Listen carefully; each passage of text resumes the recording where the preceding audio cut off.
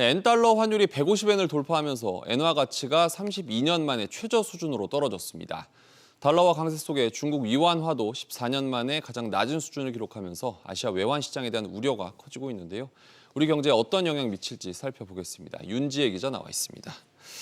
우선 엔화, 위안화 가치 얼마나 곤두박질했습니까? 네, 심리적 저항선이라고 볼 수 있는 150엔을 돌파했습니다.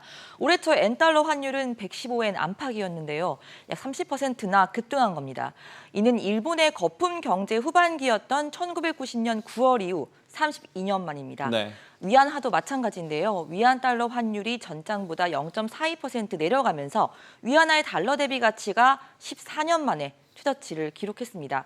엔화 가치가 폭락하는 이유는 미국 연준이 공격적으로 금리를 인상하고 있는 반면 일본은 금융 완화 정책을 고수하면서 금리 차이가 발생하고 있기 때문입니다. 네. 해외 투자자들이 일본 내 주식을 팔아서 금리가 높은 미국으로 이동을 하는 건데요.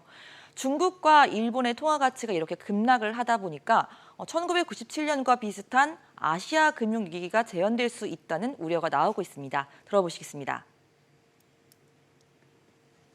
금리를 올리지 못하는 상황이 함께 겹치면서 전반적인 통화가치 하락이 지속되고 있고 우리나라의 수출을 증가시키지 못하는 가운데 전체적인 아시아권 금융시장의 불안 요인이 커지고 있는 것으로 이웃나라 걱정을 한 건 아무래도 우리 경제에 어떤 영향을 미칠지 때문 아니겠습니까? 네, 가장 걱정하는 부분이 엔저가 결국에는 아시아의 자금 유출 방아쇠로 작용을 하면서 우리나라에서도 외인 투자 자금이 빠질 수 있다는 대목입니다. 네. 다만 아직 그럴 가능성은 낮다는 게 대체적인 시각인데요. 우리나라가 기준금리를 올렸고 또 외환 보유고도 탄탄하다는 분석입니다. 들어보시겠습니다. 네.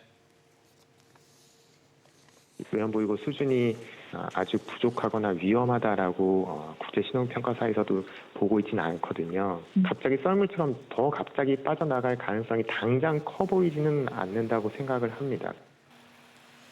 그런데 문제는 엔저가 일본 제품의 경쟁력을 높이는 효과가 있습니다. 자동차, 철강, 기계, 섬유 전반에 걸쳐서 우리나라는 일본과 경쟁 중인데요.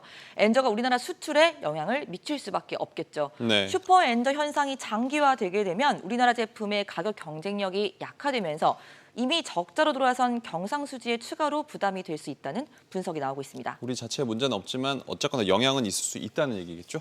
윤 기자 잘 들었습니다.